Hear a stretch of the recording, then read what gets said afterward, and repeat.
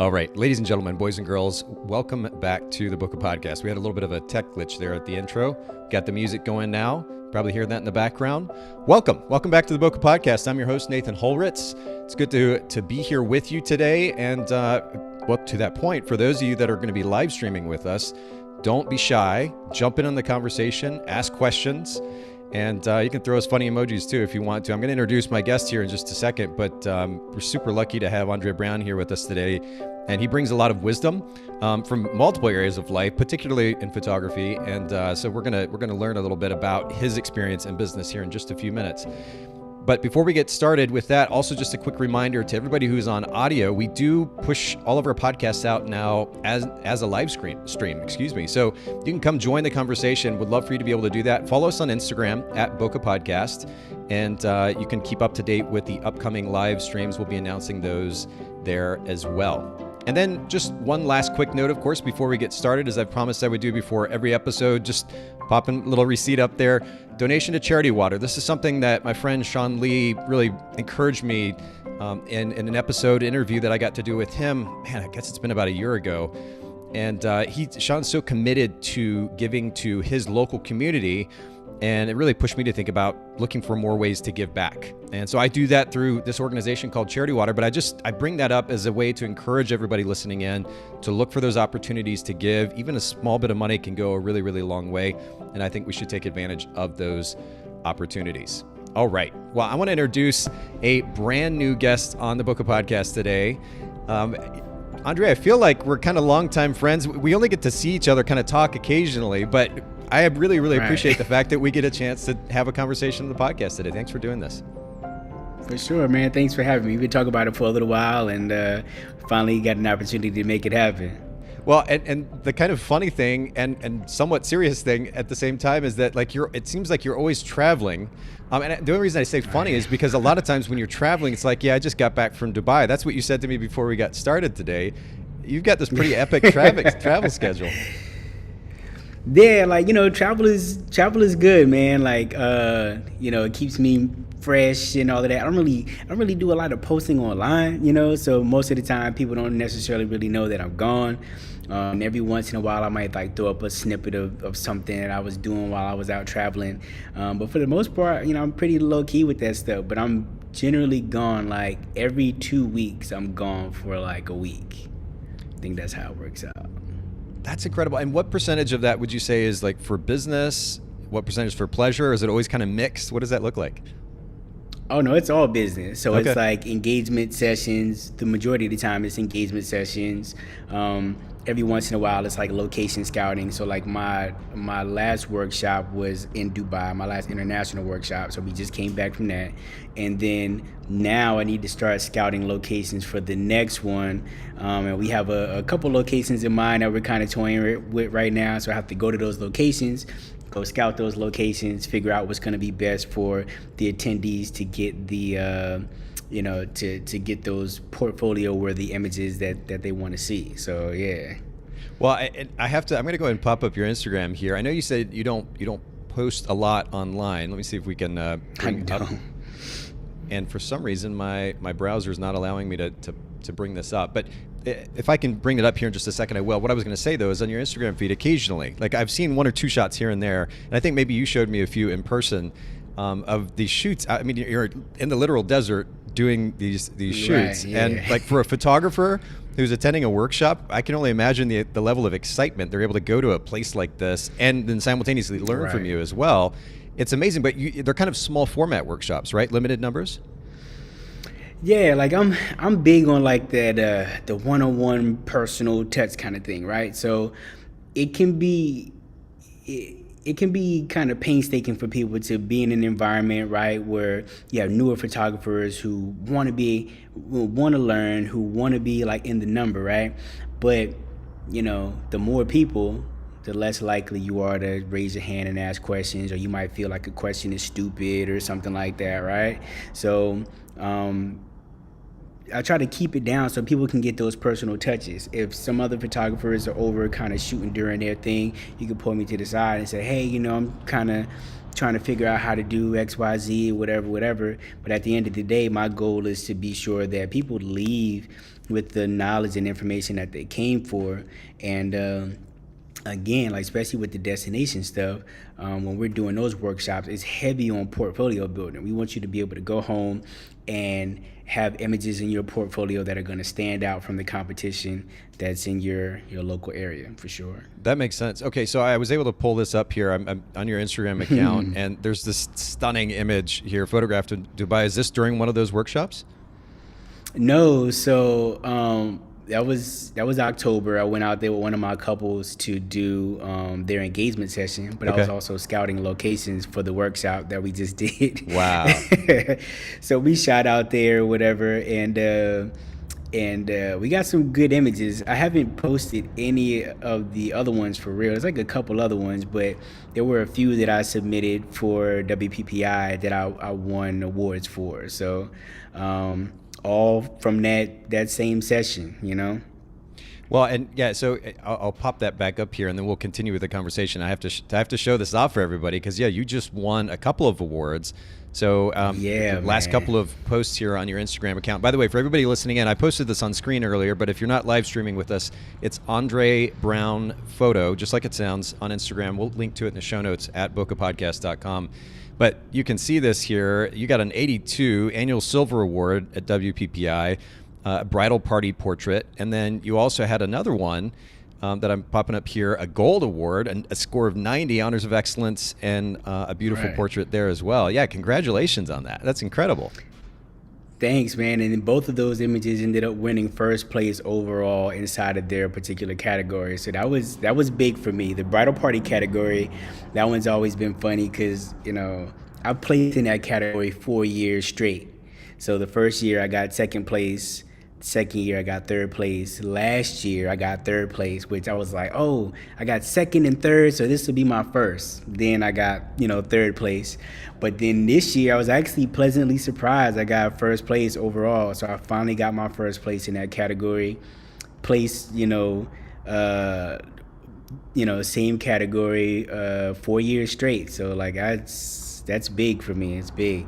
Congrats, man. Congrats. And Casey actually just chimed in from Facebook, said, congrats, epic rewards. And I appreciate you chiming in, Casey. And for anybody else who's live streaming, don't hesitate. Don't be shy. Say hello. Comment on the conversation at hand. Quick question for you, Andre, before we go to, I know I sent you some questions ahead of time. I have one question for you, though. You just mentioned that you don't post a lot online, and you're certainly not flaunting the fact that you're going and traveling all these places to photograph. A lot of photographers would immediately do that. It's fun to talk about what you're doing and kind of show it off, and it makes your business look cool. I'd love to get the thought process behind that because, and to give context here, and it's largely why I had you on the show today. I just have so much respect for your business acumen and your perspective when it comes to business. That's why I invited you on the show. And so I'm excited to get into that today, but it seems like you're very intentional in what you do, and I'm curious what's behind that choice not to kind of flaunt what you're doing. So it's funny, man, because, I come from this background in entertainment, which everything is just like flashy, whatever. But I've never been there, right? So for me, there's always been this disconnect. Like if I'm posting, it's more like, oh, look at me, look what I can do, whatever. And, I just have this thing with it that, I'm very self-conscious about posting, very self-conscious about, oh, he's doing X, Y, Z again or whatever. So like I got this mental block in my head, which is really why I need somebody else to come in and do all of the posting for me. So yeah, I would probably have a ton more followers, but I never post on a consistent schedule. I'd be lucky to get 10, 15 posts a year, and I've been trying to break that from year to year, add, a little bit more here and there, but it's just that disconnect, man. Like, so if anybody's looking to do some posting for somebody, give me a shout. 'Cause I need somebody to come in and handle that stuff for me. Well, and I would even say probably a pretty easy job because I can only imagine the quality of content that anybody doing that job for you would have to work with. Between all the different shoots, the stuff you do with clients, all the travel, like your feed, people would be just flocking to your feed to follow what you're doing. So, And it's funny too, because then at that point, there's still the whole capturing of the content. Like, I hate being on camera. I hate being photographed, at all. So most of the time, I'm like, got my phone. I'm like, all right, yeah, guys, like, no, that's not it. I've got like 600 takes for this stuff. Yep. Then I finally get it right, and I'm like, I'm not posting this. You know what I'm saying? Yeah. So, again, like it's a mental block that I have, and I really just kind of need to get over it, especially as being someone that's forefront of my business, where I'm so used to working with talent and pushing the talent to the forefront, and I'm in the background. Now I'm the talent, and trying to make that transition has kind of been like a pain in the butt, but I'm working through it one day at a time. I love it. Yeah, and you've alluded to your music career a couple of times now. We're gonna, for anybody listening in, we'll give a little more context to that here in just a few minutes. One more quick question though, Andre, about this. Interesting that you're not so active on social media in a day and age when that's the thing to do, for the sake of building business and presence and brand awareness and so forth. And yet you have a successful business. Why do you think that is? What is the, when somebody might kind of obsess about the notion that they can't run a business without social media, they have to be present, they have to always be posting. You're not doing that, and you're good. Why do you think that is? As much as, social has taken over, the idea of people going in and searching for your website and things like that on search engines, like, that's not lost. They may go to social media first, right? But at the end of the day, they're still coming to your website. And my business has always been built on the fact that I have a background in SEO, and although my site isn't ranked first page or anything like that, it's not even as ranked as high as it was before, but I was managing all of that stuff for myself in the beginning, and now with being so busy, I don't have the opportunity to make that happen. But between people finding me on Google, which is the majority of my business, and then just doing good business and having people refer you business, I think that's what it all comes down to. Like, I have no desire to be famous. I could have done that already. I worked in entertainment. I worked closely with a lot of, famous people, a lot of rich people, right? But that's not me and who I am, So the idea of like, oh, I have to be social famous, I got to get a blue check, I got to get 10,000 likes per, I care absolutely nothing about that. As long as, the bank account says otherwise, I'm completely fine. Fair enough. I love that. I love kind of the guts that it takes to assert that. It'd be one thing if you're saying that, and like you said, you didn't have the bank account to show that it's working, but I love the confidence in saying, you know what, I don't need to do this. Yeah, sure, I'll put a little bit of effort in here and there, but I'm going to do my business. And there's obvious payoff from the relationships that you're developing with your clients and the word of mouth referrals and so forth. In fact, let's just use that as a really great segue, I think, to one of the questions that I normally ask, which is about customer experience. What do you think is the driving principle behind customer service specifically for your business? For me, it's integrity, right? I talk about this all the time in different situations. Like, I would most definitely rather be in the red, but people understand that, I kept my word, and, I have integrity about whatever the situation is, than to get ahead. Yeah. And again, I come from a business where everybody's goal is just to get ahead, step on whoever it is that you need to step on in order to get ahead, right? But it doesn't always necessarily have to be that way. Yeah, you can get there faster. You might be louder, when you get there and you do that. But at some point, your relationships diminish and nobody wants to work with you and that sort of thing, versus having a long career in whatever it is that you're doing. To me, that's the most important thing. And plus, I feel like whatever God has for me is for me, and whatever's for somebody else is for somebody else. I still have to work to get it. He's not going to just give it to me just because, right? But if it's for me and I have good integrity and do a good job, then I just feel like he'll continue to deliver on the things that I want and the things that he wants me to have, for sure. Wow. Again, I have a lot of respect for that. And there's not a lot of conversation about this notion of integrity actually in the photography industry. Not that I don't think it exists, But you might be the first person in 550 episodes that we've done here on the podcast that's specifically said, like, led with that idea, which again, I have a lot of respect for. I think that's really, really cool. Talk to me a little bit. You're based in Atlanta, and so there are plenty of photographers there in the Atlanta area. We've already alluded to the fact that you get at least some of your business via referral. I'm going to pop your website up here on screen for everybody at andrebrown.com. And of course, we'll link to it in the show notes at bokehpodcast.com. But how do you differentiate yourself from other photographers in the marketplace there? What is your business's brand position? Definitely I aim for more client experience. At the end of the day, people, like, there's a bunch of us out here that take great photos, right? You know, there's no shortage of good photographers that are around, but you know, we all try to carve ourselves out from everybody else with our photography style. And for me, my style is very fashion forward. I come from a background in entertainment, so my first exposure to photography was like TV shows, movie sets, magazine shoots, things of that nature.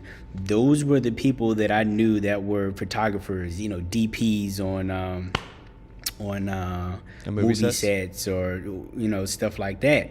You know, so when I got into photography, my barometer was the knot, you know, which there's like a 400, you know, million photographers that all shoot this style that's like, you know, light and pretty for the knot. And then you go in any city, like anybody that's starting out, like for the most part, that's their barometer. It takes a little bit of courage to end up being in a situation where you're like, all right, I'm going to do something that's different from what everybody else is doing.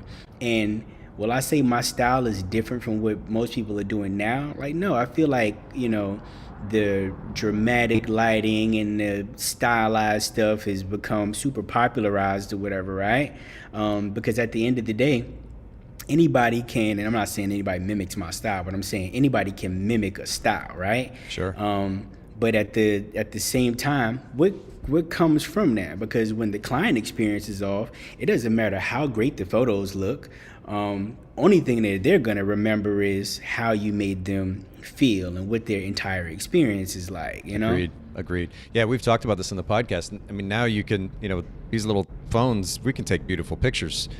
Somebody who doesn't even have that much context to the photography industry can take a decent picture with these things and make them look, you know, halfway good. So it's no longer the idea that maybe held up 30 years ago, 40 years ago in professional photography, that you had to have this crazy skill set that very few people on this earth had. Now pretty much everybody can do it. Right. So you have to set yourself apart, and you're absolutely right. I think that the experience is where that differentiation happens.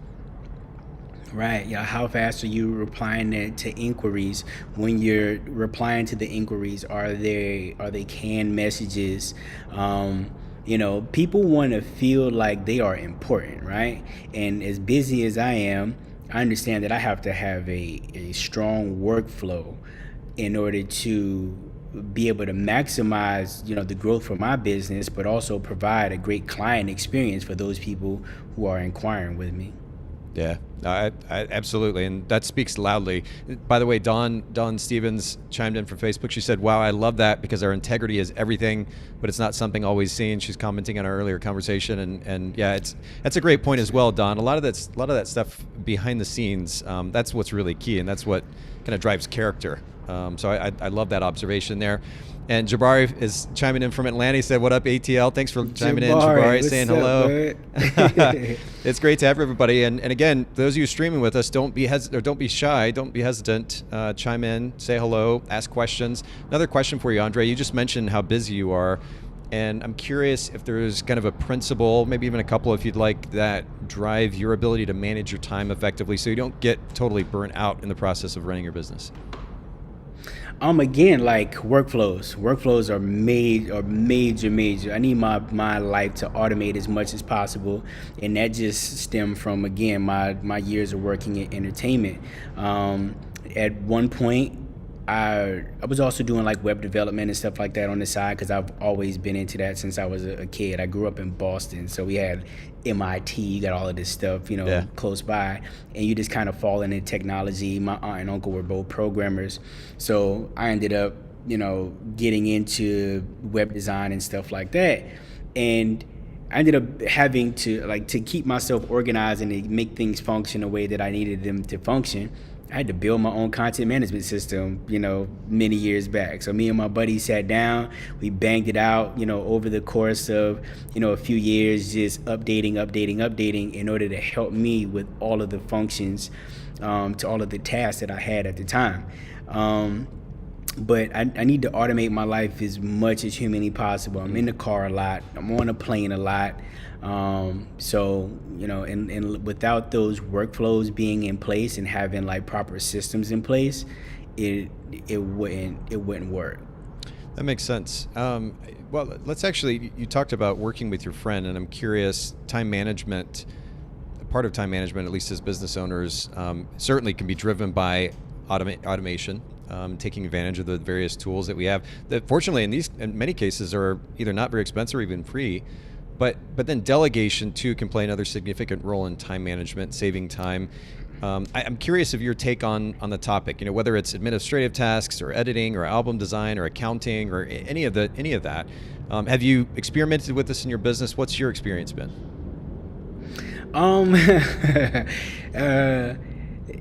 That part is like, I'm not a control freak. Yeah, those people that are like control freaks or whatever, right? Sure, I don't have a type A personality or whatever. At the end of the day, if I outsource something, like I'm all about outsourcing. Like everybody is a professional at whatever it is that they do. I'm not a professional writer. You know what I'm saying?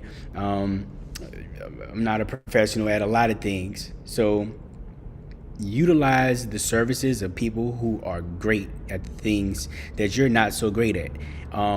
But at the same time, the people who are taking those jobs, they also need to do a good job, because otherwise it puts a bad taste in your mouth, right? And I've been through that. So the process of outsourcing retouching, outsourcing like edits in general, like I outsource my edits now. I've outsourced edits to you all at Photographer's Edit. Shout out. And Thanks, but at the end of the day, like I just needed to be done and done the way that I needed to be done. We have to have some back and forth about it multiple times. That takes away from my ability to have a system or a workflow that runs super smoothly, right? Now you're taking away from time for other things. So outsource as much as you possibly can to get your time back. Your sanity. I am different than a lot of people where I could just take on a large workload and just keep pushing. I don't need a lot of vacation time. Like I'm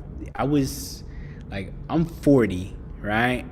I had my first vacation. I was like 39. It was Wow. The first time I had a vacation, gone somewhere just to chill and not work at all, right? But I've traveled the world as a photographer. I've traveled the world, in the music industry. But those trips have always been attached to other work-related things, right? Right. So, yeah, man. I mean, outsource as much as you possibly can. Build a team. That's the only way that you'll be able to grow past a particular point. I was having a conversation with my mentor in December, and we were just talking about numbers. I was like, look, man, like, this is where I'm trying to go, He was like, man, like, that's cool, but you don't have a big enough team for that to be able to facilitate everything that comes with that much money, right. In photography revenue. Yeah. And I was like, dang, so I have a project manager now, like an unofficial project manager. She's just like a colleague that's like, look, bro, like you need help. You know what I'm saying? You need help. Let me take some of those tasks off the table for you or whatever. And so she handles a lot of stuff, and we're working on building out a team because we have so many great projects coming up. Cool. And, you outsource as much as you can, because you might be a person that needs 2 or 3 days a week to just chill. If I get 3 days in a week to chill, I get stale, Fair, and yeah. I pick up my camera and I'm like, what do I do with this thing? Like, how do you turn it on? Yeah. So I need I'm at my best when I'm constantly going. When you're going. Okay, so, well, this is interesting because Don on Facebook is saying, have you ever experienced burnout? If so, how did you bounce back and renew creativity? It sounds like you don't really experience burnout. So maybe the question is, how do you maintain creativity when you're going so hard all the time? I experienced burnout. Okay. And I feel like in 2019, I feel like I started going through depression. And it was primarily driven by trying to manage like all of the BS that comes with being a photographer and working. I shoot weddings, so everything is very like clicky, and you gotta please these people, Yeah. And a lot of times it's with zero reward, right? And you have all of this stuff going around. It's like, oh, we're community, whatever. But then people are just like take, right? And you're trying to please all these people and nobody's, trying to do anything for you. Then you just hit a wall, And I hit that wall in 2019. I got to the point where I was shooting and, for the most part, I didn't care.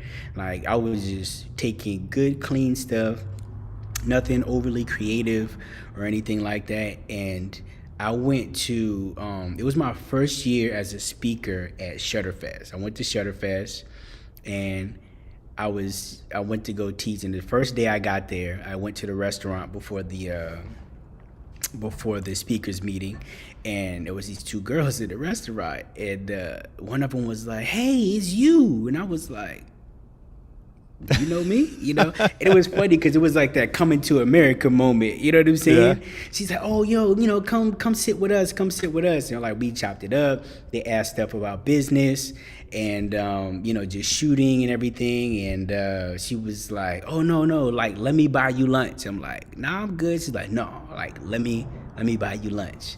So she bought me lunch, and that was kind of like the start of it. I was in the mix with other photographers who were shooting and just having a good time and being, just engulfed in the learning experience and the creative experience. And that's something that I don't have when I'm at home. I'm by myself all the time. So go to the gym, work out. I'm here in my studio right now. Like, there's nobody in here. You know what I'm saying? Like, it's just me, right? So I'm by myself so much, and I've been by myself a lot, like, the majority of my life, But then at some point, like that whole, pleasing multiple masters situation, like it took me to a place where I was just like, you know what? It just is what it is.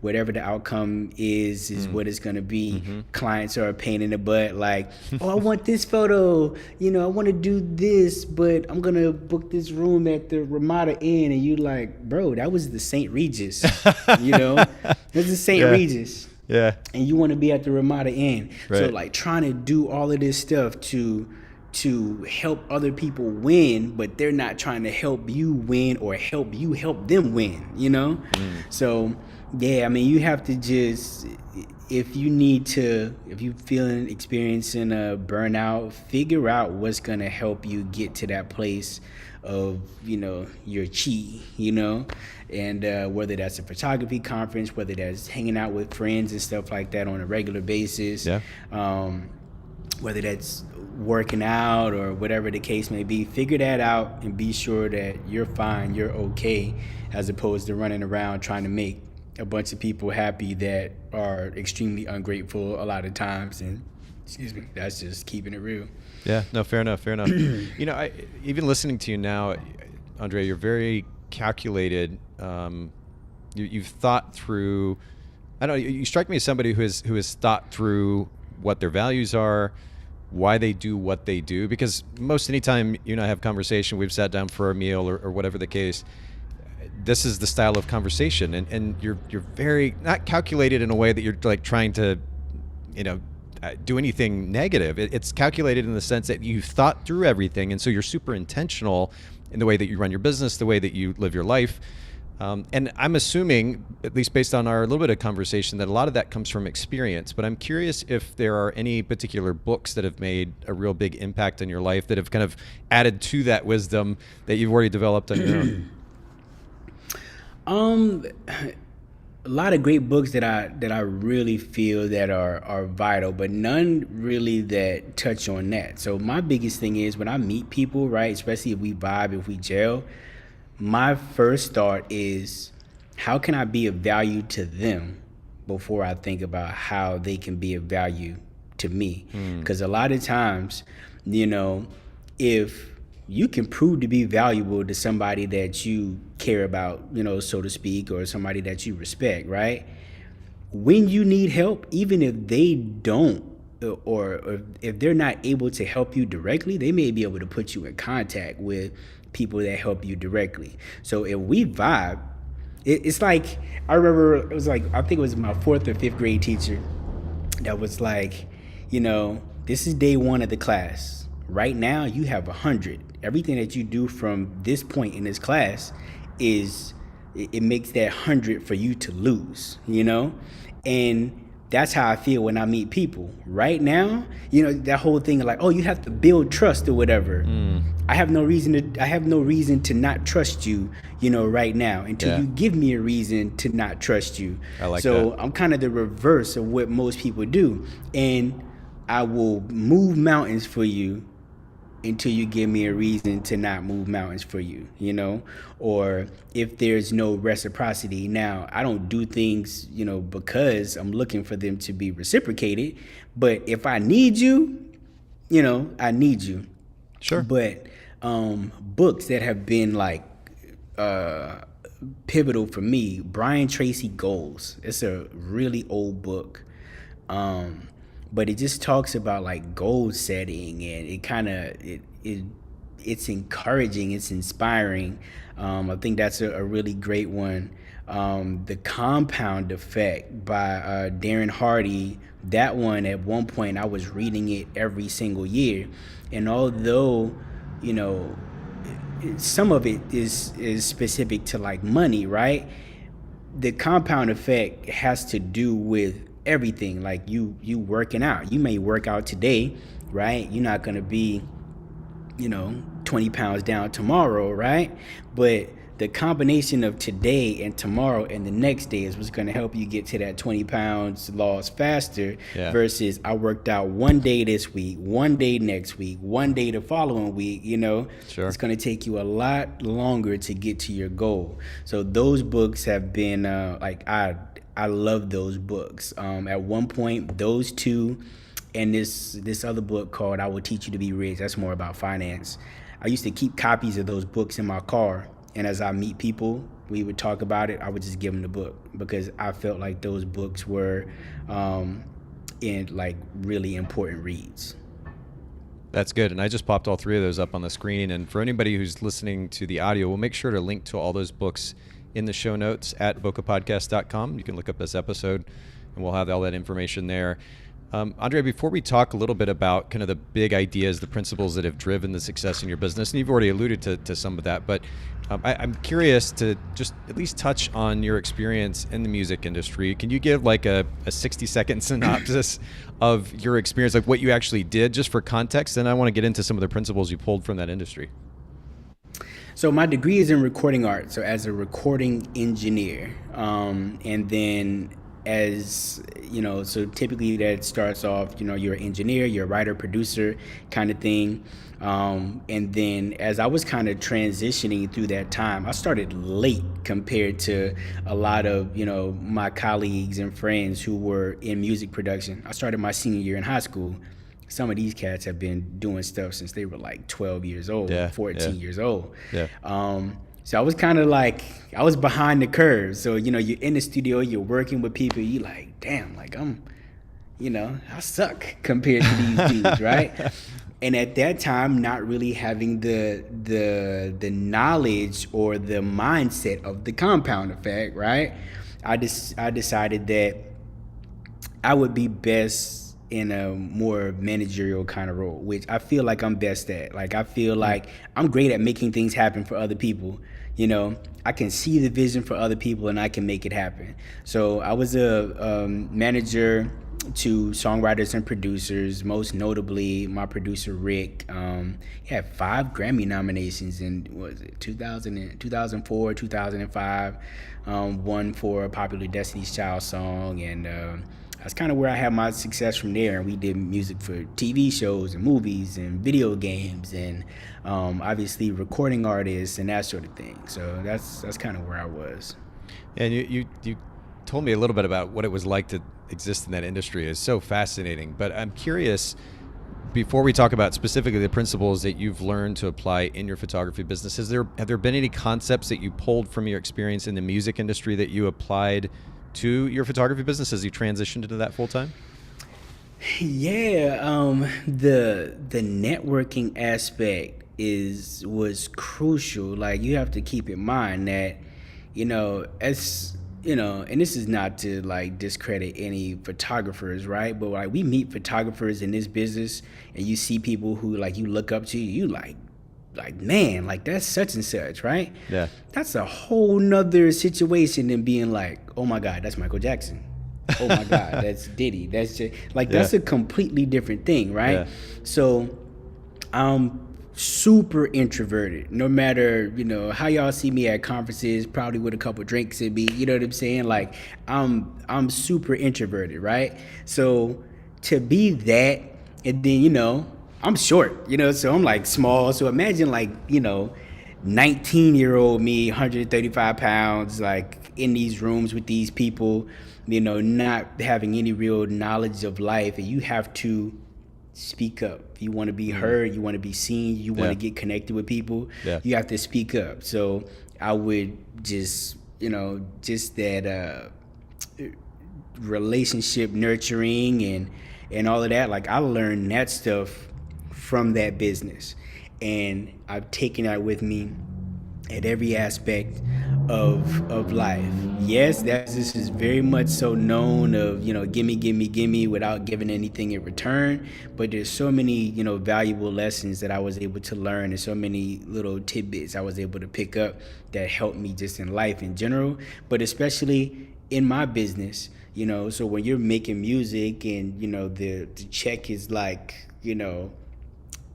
high 5 figures or whatever, now you coming to have a conversation with a client about shooting their wedding and it's low 5 figures. You like, hey, look here, lady, like, I've had conversations about way more money than this, sure. Just, let's move it along. This is not that much. Let's make it happen, right? But at the end of the day, like,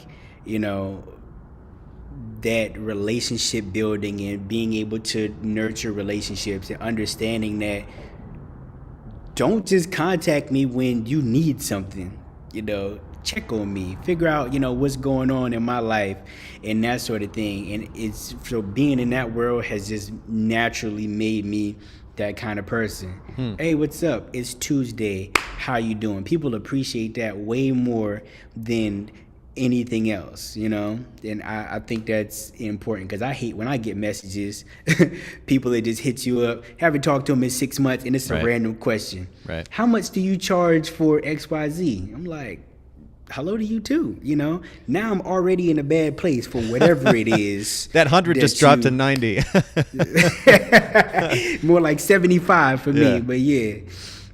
That's okay. So I'm curious, because when I hear, and our regular listeners know this about me, but I'm a little turned off from my experience as a wedding photographer and going to networking meetings. I'm not even a little, I'm very turned off actually by networking meetings, because a lot of times networking meetings consist of a lot of like fake niceties and people acting like they like you said, for the sake of trying to get something from you. How did you, I guess, minimize that tendency for yourself? Was it that focus on adding value every conversation you went into? How did you minimize the tendency toward kind of being one version of yourself for the sake of these conversations versus, the Andre from any other time?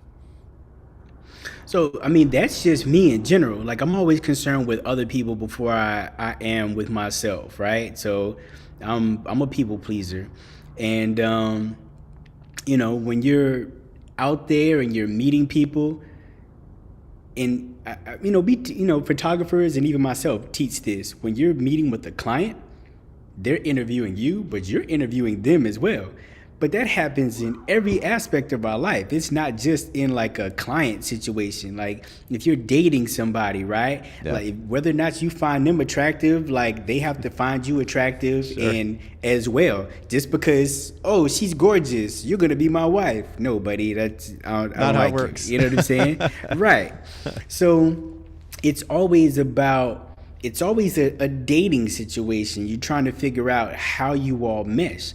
There are a lot of people in this space that I'm cool with, but we can never do business together because the vibe just isn't there. Like you can't do business with everybody. You're not intended to do business with everybody. And the same goes for clients. The same goes for vendors, relationships, whether it be romantic or friendships. At the end of the day, you just have to figure out, do we get along? If so, how well do we get along? Is it good enough for us to do some work together? If we can't work together, do I know somebody else that can help you or whatever? Because as much as we like to say, oh, there's plenty out here for everybody, it is, right? 100% is, but how can you go out and add value to somebody else today? And I feel like that's the most important thing out of anything else.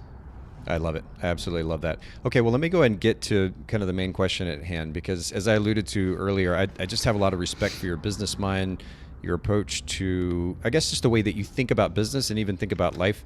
And so I'm curious, from the success that you've had in your photography business, what the driving principles, the big ideas, the concepts that have brought that success for you. You told me beforehand you've got 3 here, and I'm getting ready to take notes. So I'd love for you to share those with me and with our listeners, if you don't mind. Well, again, we already talked about integrity. Like that's, I don't care what anybody says about me. At the end of the day, you can't say that I don't have integrity. I think that speaks volumes, especially in a time where, like the viewer earlier, I can't remember her name, but she was saying that, you don't hear about integrity a lot. You don't, because it's missing. It's missing from so many conversations because it's missing from our existence. It's all about, gimme, gimme, gimme, gimme, gimme, right? So I think that's key. Consistency. We know as photographers, we're out here shooting, a client's hiring you to have a particular look and feel. You can't go in and be like, oh, well, that worked out that time, but I don't know why it didn't work out this time, because they're not gonna, end up being happy when it's all said and done. And I think lastly, what would I say lastly? I really think it's relationships building. Like the majority of my business is not built on referrals, right? But those referrals fill in those gaps. If I can book 15, 20 weddings or whatever on my own, I usually shoot about 30 weddings, right?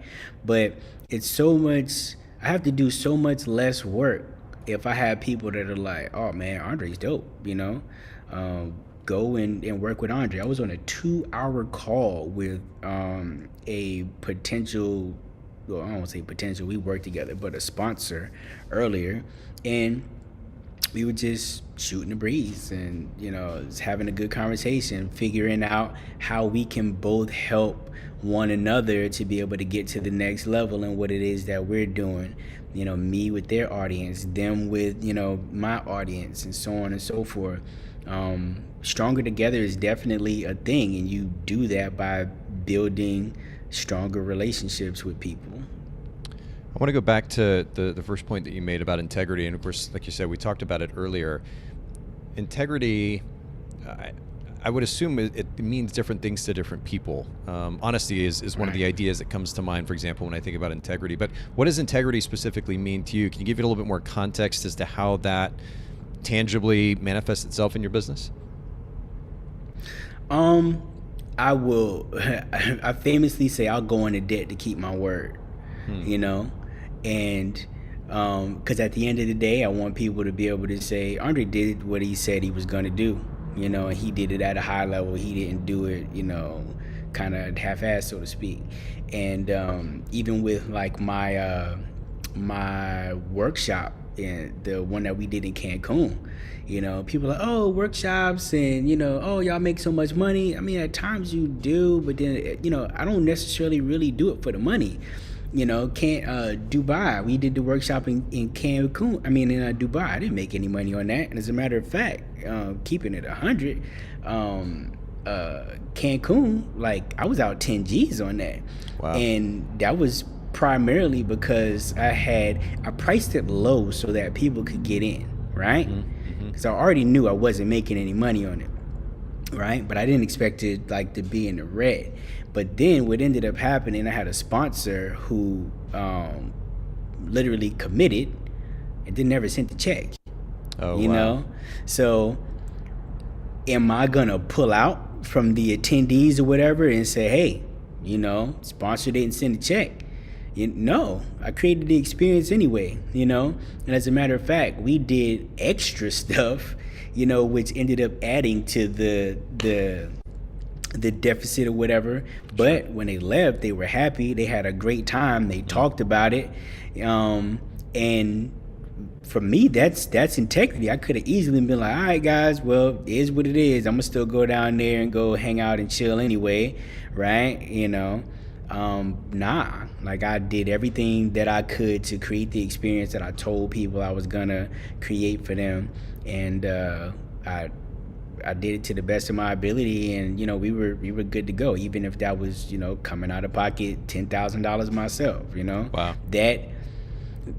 Those good reviews, and not necessarily reviews, not reviews in the sense of like, oh, you get a 5-star review, but the fact that people can go out and say, yo, had a great time, that's gonna last longer than that 10 grand would, because at the end of the day, Canon could drop a new camera and I'd be like, ooh, 10 grand, you know. See you later. Yeah, it'll be gone, you know. Yeah, I like that though, the significance of keeping your word. I mean, and I think first of all, to your earlier point, this is not the norm. I don't think people are as intentional, I should say. They may have good intentions, but it is an idea, right? They want to be good, but in their actual, the way that they show up, the notion of keeping your word, whether it's big or small. I mean, you logged on, I think maybe even a minute or two early today for our call. And frankly, that's not the experience that I have very consistently with photographers that I invite to the podcast. So to me, even down to something like that, which shows respect for somebody's time, integrity is reflected. And I placed a lot of weight on my word as well. So it's really interesting to talk to somebody else who has that as a value in their life. And I think it's just a really great reminder and encouragement for all of us. You talk about consistency, and I'm wondering what this means, if you can just describe in a little bit more detail for you, and maybe not just in the way that you're photographing, like the quality of the work that you're producing for your clients, but how do you show up consistently for your clients? How do you maybe even show up consistently in your day-to-day schedule, even if, to our earlier conversation, nobody's watching, nobody's around, telling you need to do this, and this? You know, when you're only responsible for like motivating yourself, right? You're like, oh, I'm supposed to go to the gym today. You're like, oh, yeah, I think I'm going to skip the gym today. You know, it happens, right? But at the end of the day, in terms of clients, I need to be sure that this client has the same experience as this client, and so on and so forth, right? Because the minute people hear that we paid the same thing and we got two different experiences, one good, one bad, or one good and one outstanding, right? You know, they feel some type of way. No matter if you promised them something or you didn't promise them something, they're gonna feel some type of way. They feel shortchanged, right? So you have to keep things as consistent all the way across the board, from shooting to client experience.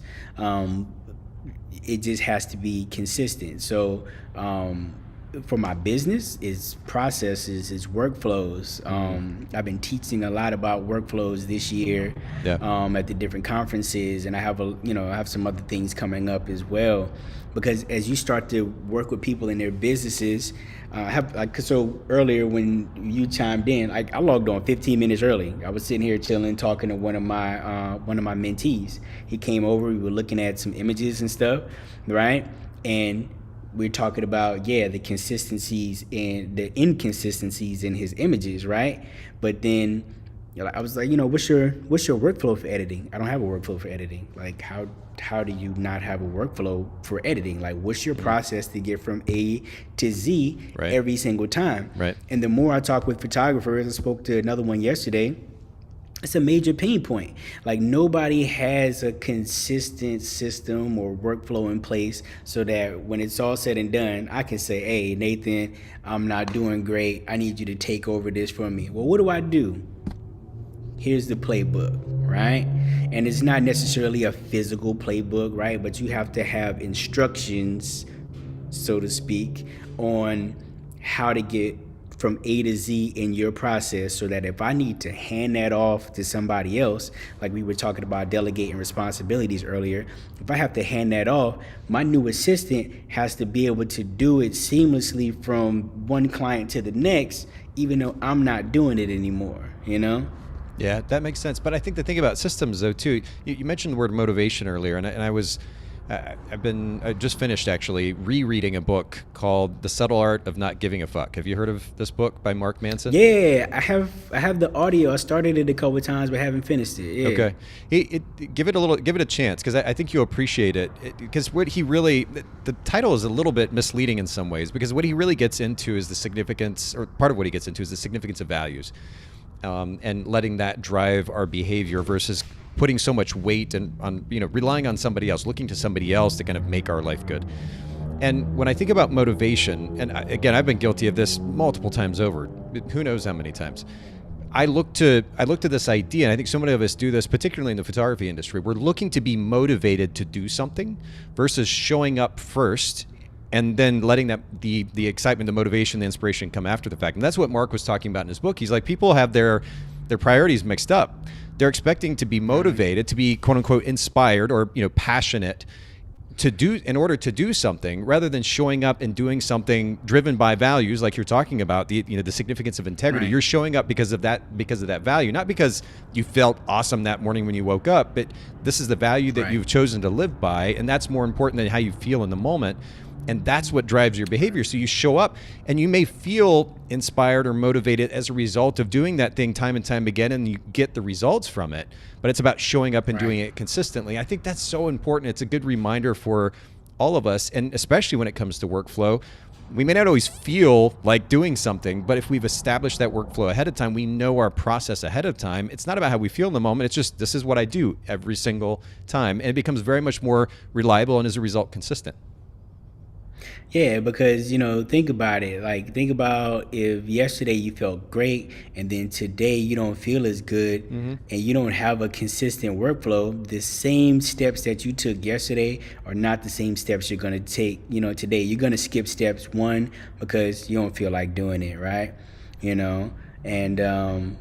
So that's why all of that stuff is important, to have in play for the success of your business. Absolutely. So integrity, consistency, and then the last thing you mentioned was relationships. And just as we close here, I'm curious to get your take on the conversation around introversion. You mentioned that's your tendency. You have introverted tendencies, right? And yet, I mean, again, some of the best conversation that I've had in the photography industry is sitting down and having a conversation with you at a meal or otherwise. And so I'm curious if you can, just off the top of your head, are there a couple of suggestions that you have to photographers? Because there are many photographers in our industry who claim that they're introverts, don't like being around, large groups of people or people that they don't know, or they're not comfortable talking to people that they don't know. What do you suggest to them to step beyond what we know is not, it's not like it's a disease, right? It's something that we can choose to step beyond or learn how to step beyond. What are your recommendations to them? Get a couple of drinks in you.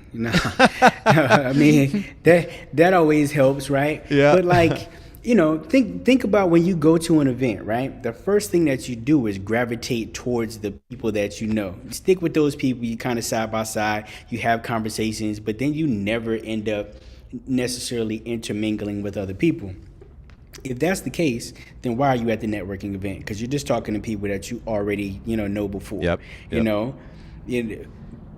Check out what's going around. Maybe you have a friend that's in a conversation with, somebody else who either you may want to talk to, or maybe you might just be practicing. Go in and kind of mix in with that. Your comfort zone is there because you have the friend, right? And you can, kind of segue that into conversation with this new person. Or find some sort of, common ground. Oh, I like those shoes. I like that belt. I have that suit, or whatever the case may be. I have an affinity for lapel pins or whatever. Oh, it's a nice lapel pin on it. Find whatever that common ground is that's going to help you to be able to spark that conversation, because now you're sparking conversation about something that you feel confident about. And we can all speak about things that we feel confident about, right? It's the things that we're not so, confident about that we can't speak on very well. So find that common ground, find those common, that common thread between you and somebody else, that person that can give you an introduction, not necessarily directly, but again, if you got a friend that's talking to somebody else, slide on in, go say hello or whatever, and just kind of take it from there. And before you know it, you kind of made your way around the event. You might have made some nice contacts along the way, probably, right? And then you never know what those relationships end up bubbling into later on. I love it. Well, I appreciate you sharing your thoughts. And by the way, for all those who were live streaming today and commenting in, actually, Craig is chiming in from YouTube. He said, "Hey, Andre, Craig Harley. Thanks, Craig, for listening in. Really appreciate that." But I really appreciate, Andre, you taking the time just to kind of share your thoughts, your perspective, your wisdom with all of us today. Will you just remind all of our listeners where they can find you, follow you online? I know you only post so much, but what you do post, where can they see that? Yeah, on all social outlets, TikTok, YouTube, all of that stuff. My handle is Andre Brown Photo, consistent across the board. So Instagram, I don't use Twitter, but any place that's out there that you need to find me is Andre Brown Photo. Perfect. And I've got that up there on screen for anybody listening. Andre Brown Photo, just like it sounds. And then also andrebrown.com if you want to check out Andre's work. Andre, thanks once again. I truly appreciate it, man. A lot of respect for what you're doing. I appreciate you sharing what you've learned with